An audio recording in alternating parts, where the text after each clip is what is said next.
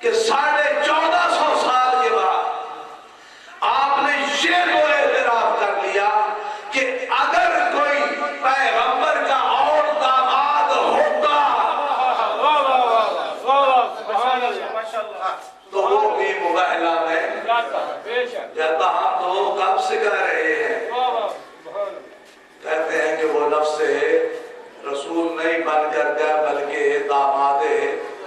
Doctor صاحب کسی سوچ میں پڑے ہوئے، سلوات بھیجے محمد و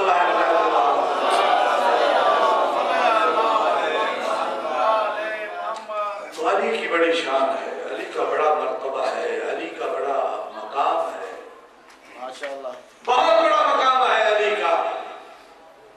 حضرت سلیمان نبی بادشاہ گزرے، فقط نبی نہیں بادشاہ گزرے، اور اتنی سلطنت، اتنی بڑی حکومت اور ساری مخلوق کی زبانوں کو سمجھنے والے، بڑا فخر تھا اپنی اس حکومت پر. اللہ کا یہ نبی سفر کر رہا ہے، ہوا میں پرواز کر رہا ہے. قرآن کا واقعہ ہے، ادھر ادھر کی کوئی بات نہیں، قرآن میں یہ واقعہ موجود ہے. تو پرواز کرتے کرتے یہ بھی اہل سنت کے ایک عالم گزرے ہیں، مفتی گجرات کے. انہوں نے جب تفسیر کی، اللہ یار ان کا نام ہے شیخ غالباً احمد یار، تو جب انہوں نے یہ تفسیر کی تو جب یہاں پہنچے تو وہ کہتے ہیں کہ جب اللہ کا یہ نبی پرواز کرتے ہوئے جا رہا تھا اور آگے یہ چونٹیاں جو ہیں ان کی ایک وادی تھی، وہاں پر بہت ساری چونٹیاں رہتی تھی. تو ان چونٹیوں میں ایک چونٹی نے دوسری چونٹیوں سے کہا کہ دیکھو لشکر سلیمان آ رہا ہے، کہیں ایسا نہ ہو کہ وہ تمہیں رون دے، کچل دے، اپنے اپنے بلوں میں گھس جاؤ. تو وہ مفتی لکھتے ہیں کہ 3 میل کے فاصلے پر اللہ کے نبی نے اس چونٹی کی آواز کو سن لیا. 3 میل کے فاصلے پر اللہ کے نبی نے ہوا کو حکم دیا کہ میرے تخت کو یہاں پر اتارا جائے. اب جب یہ تخت اترا اور اللہ کا نبی اترا، توجہ چاہتا ہوں، اور اللہ کے نبی نے ان چونٹیوں میں سے نہ جانے کہ کتنی وہ تعداد ہوگی، سینکڑوں میں ہوگی، ہزاروں میں ہوگی، لیکن سب کی شکل ایک ہے، سب کی وردی ایک ہے، سب کا حجم ایک ہے. اب اللہ کے نبی نے اسی چونٹی کا انتخاب کیا کہ جو دوسری چونٹیوں سے کہہ رہی تھی کہ لشکر سلیمان آ رہا ہے، اپنے اپنے بلوں میں گھس جاؤ. اللہ کے نبی نے اس چونٹی کو اٹھایا اور اپنے ہاتھ پر رکھا. ہاتھ پر رکھ کر کہتے ہیں کہ کیا تم مجھے ظالم سمجھ رہی تھی؟ تو جو کہہ رہی تھی کہ اللہ کے نبی کا لشکر آ رہا ہے کہیں، تو کہنے لگی کہ اس پورے قافلے میں معصوم ذات تو فقط آگ ہی کی ہے. میں کچھ کہنا چاہتا ہوں، اس پورے قافلے میں معصوم ذات تو فقط آپ ہی کی ہے. جب اس چونٹی نے یہ جواب دیا نا، اللہ کا نبی مسکرا کر کہتا ہے چھوٹی سی ہو کر باتیں بڑی کر رہی ہے. چھوٹی سی ہو کر باتیں بڑی کر رہی ہے. اب بتا کہ ان چونٹیوں میں تیرا مقام کیا ہے. تو جو انہیں حکم دے رہی تھی کہ اپنے اپنے بلوں میں گھس جاؤ، مجھے بتا تو صحیح کہ ان چونٹیوں میں تیرا مقام کیا ہے. توجہ چاہ رہا ہوں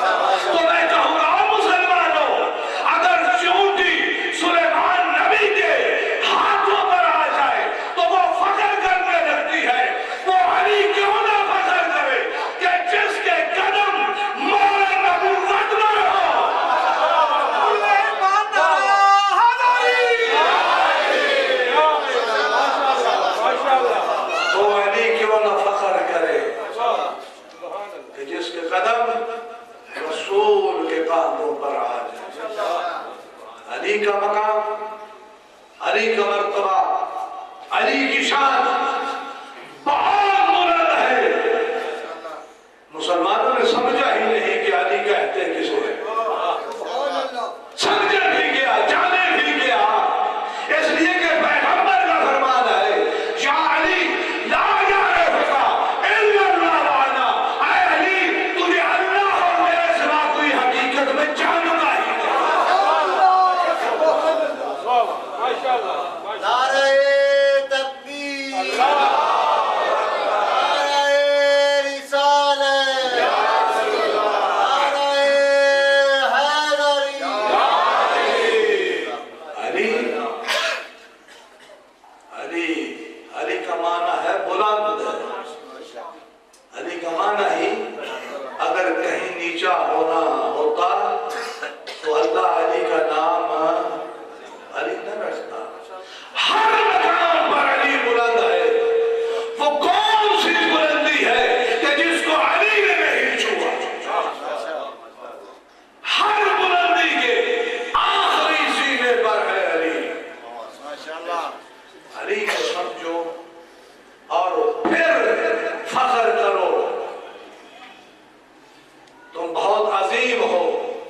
جن کا تعلق علی کے ساتھ ہے،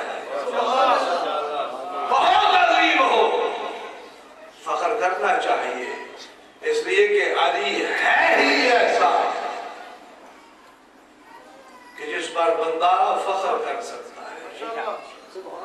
لیکن اس فخر کے ساتھ ساتھ ہمیں ان چیزوں کی طرف بھی توجہ کرنی ہے، ان چیزوں کی طرف بھی دھیان دینا ہے کہ جو ہمیں ان سے جوڑتی ہیں. ان چیزوں کا بھی جاننا ضروری ہے. میں کوشش کرتا ہوں کہ اکثر و بیشتر ان چیزوں کو بیان کروں کہ جن کی ہمیں ضرورت ہے. اگر آپ کی توجہ ہو تو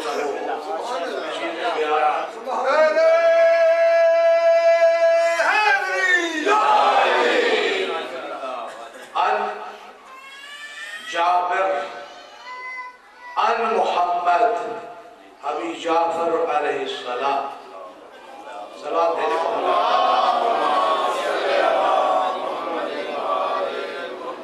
جابر آپ جانتے ہیں ایک بہت بڑی ہستی کا نام ہے.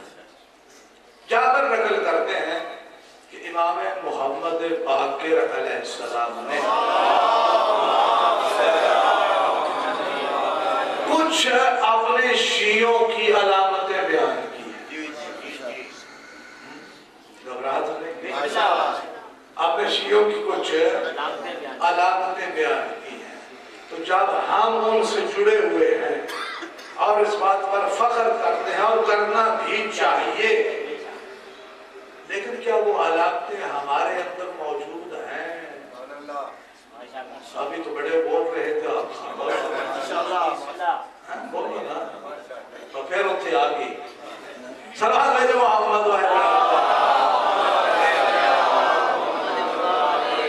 جابر کہتے ہیں کہ امام محمد باقر فرماتے ہیں یا جابر یکتفی ان ینحل التشیع ان یقولا، کیا یہ ہمارے شیعوں کے لیے کافی ہے کہ وہ یہ کہیں بحبنا اہل البیت کہ ہم اہل بیت سے محبت رکھتے ہیں؟ کیا ہمارے شیعوں کے لیے اتنا کافی ہے؟ یہ زبان سے کہہ دینا کافی ہے؟ فرماتے ہیں فواللہ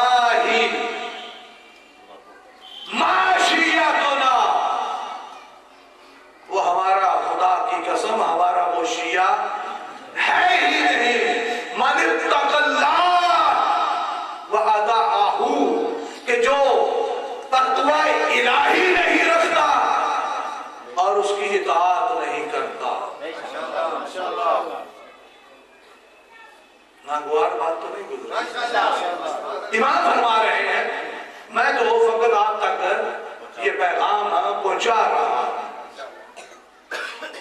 اصول کافی میں یہ حدیث موجود ہے، اگر کوئی جا کر دیکھنا چاہے تو وہاں پر دیکھ سکتا ہے۔ امام معصوم فرما رہے ہیں، اے جابر، کیا ہمارے شیعوں کے لیے زبانی یہ کہہ دینا کہ ہم اہل بیت سے محبت رکھتے ہیں، کیا یہ کافی ہے؟ اور پھر آگے خود قسم اٹھا کر کہہ رہے ہیں۔ جب ایک عظیم انسان قسم اٹھائے تو اس کا معنی ہی کچھ اور ہے۔ جب ہم قسم اٹھاتے ہیں نا تو شاید مقابلے اعتبار بھی نہ ہو۔ جھوٹی قسمیں آج کل بڑا رواج بن چکا ہے، جھوٹی قسم اٹھانے قرآن کو سر پر رکھ لیں گے اور یعنی خوف خدا ہی نہیں ہے۔ تو امام فرماتے ہیں کہ اے جابر، کیا ہمارے شیعوں کے لیے فقط زبان سے یہ کہہ دینا کہ ہم اہل بیت سے محبت رکھتے ہیں، کیا یہ کافی ہے؟ پھر خود فرماتے ہیں فواللہ ما شیعتنا، خدا کی قسم وہ ہمارا شیعہ ہی نہیں، من اتق اللہ وأطاعہ، کہ جو اللہ کے خوف سے ڈرتا نہیں اور اس کی اطاعت کرتا نہیں۔ تو جب ہم ان کے شیعہ ہیں تو پھر ہمارا عمل کیا ہونا چاہیے کہ ہم اللہ سے بھی ڈریں، متقی پرہیزگار بنیں اور اس کی اطاعت بھی کریں۔ ایک بات پھر فرماتے ہیں، اب علامتیں امام نے شروع کر دی ہیں بتانے۔ فرماتے ہیں کہ ہمارا شیعہ کیسا ہونا چاہیے؟ پہلی علامت ان سے ہٹ کر جو میں نے ابھی بیان کی ہے، فرماتے ہیں التواضع، متواضع ہو، تکبر نہ ہو، غرور اس کے پاس نہ ہو۔ یہ تکبر غرور کہاں پیدا ہوتا ہے؟ جہاں پہ جہالت ہوتی ہے، جہاں پہ جہالت ہے وہاں پہ تکبر و غرور ہے، جہاں پہ علم ہے وہاں پہ انکساری ہے، عاجزی ہے۔ اور ہم اہل بیت کے شیعہ ہیں تو اہل بیت کے پاس تکبر نہیں، غرور نہیں، کیا ہے؟ عاجزی ہے، انکساری ہے، علم ہے، اتنا علم، چلے بات آگئی تو پھر میں کہہ دوں، آپ خاموش ہو گئے، اتنا علم کہ مولا کائنات فخر کرتے ہوئے نظر آتے ہیں، کہتے ہیں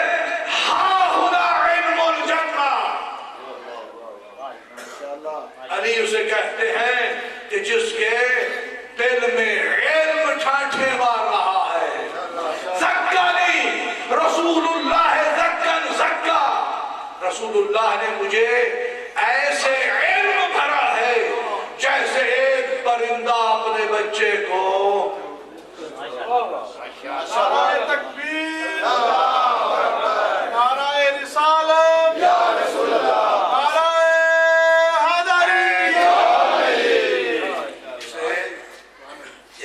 اپنے بچے کو چوب کرتا ہے۔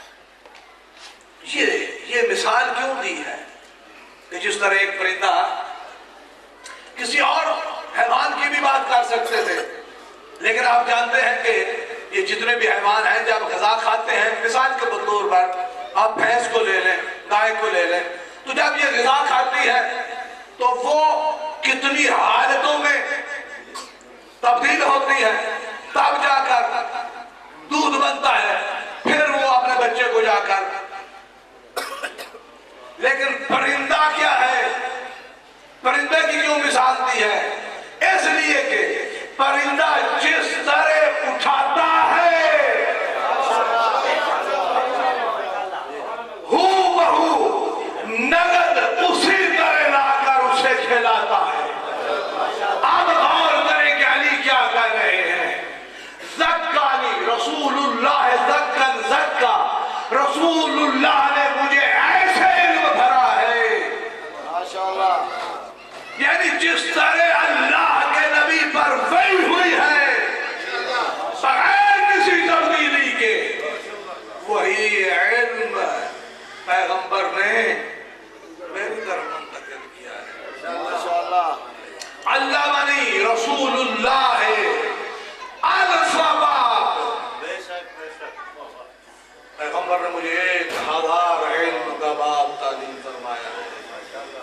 میں نے ایک ایک باغ سے ہزار ہزار علم کے، بھائی ایک پیغمبر نے ایسے نہیں علی کا کروایا ہے، تعارف کروایا انا مدینۃ العلم وعلی بابها، علم کا شہر میں ہوں، علی اس کا دروازہ ہے۔ یعنی پیغمبر نے اپنی زندگی میں بتا دیا تھا کہ اگر تمہیں علم چاہیے تو پھر علی کے طرف رجوع، علم اہل بیت کے پاس ہے۔ تو جہاں علم ہے وہاں تکبر نہیں، وہاں غرور نہیں، جہاں جہالت ہے وہاں تکبر بھی ہے اور غرور بھی ہے۔ تو امام فرماتے ہیں کہ ہمارا شیعہ کیسا ہونا چاہیے؟ التواضع، متواضع ہو۔ دوسری علامت ایک ہوگی، دوسری علامت کہ جو امام نے بیان فرمائی ہے، فرماتے ہیں کہ وَكَثْرَةُ ذِكْرُ اللَّهِ، وہ کثرت سے اللہ کا ذکر کرتا۔ آپ نے دیکھا ہوگا کہ مومن جب کہیں بیٹھا ہوتا ہے تو اس کے ہونٹ ہل رہے ہوتے ہیں، یعنی درود پڑھ رہا ہوتا ہے، صلوات پڑھ رہا ہوتا ہے، کوئی ورد کر رہا ہوتا ہے۔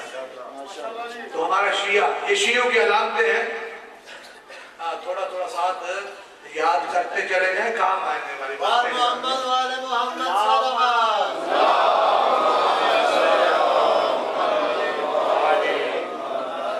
کیا اس کی دوسری علامت ہے کہ وہ اللہ کا کثرت سے ذکر کرتا ہے۔ اور یہ دیکھیں آپ اپنی زندگی کو لے جائیں، کثرت سے ذکر کریں اور تمہارے اندر ایک ایسی قوت آ جائے گی، ایک ایسی پاور آ جائے گی کہ آپ سوائے اللہ سے کسی سے نہیں ڈریں گے۔ جو اللہ سے ڈرتا ہے، یہ یقینی بات ہے، وہ کسی سے نہیں ڈرتا، اور جو اللہ سے نہیں ڈرتا وہ ہر ایک سے ڈرتا ہے۔ آج کیا ہو رہا ہے؟ دھماکے ہو رہے ہیں، شیعوں کو قتل کیا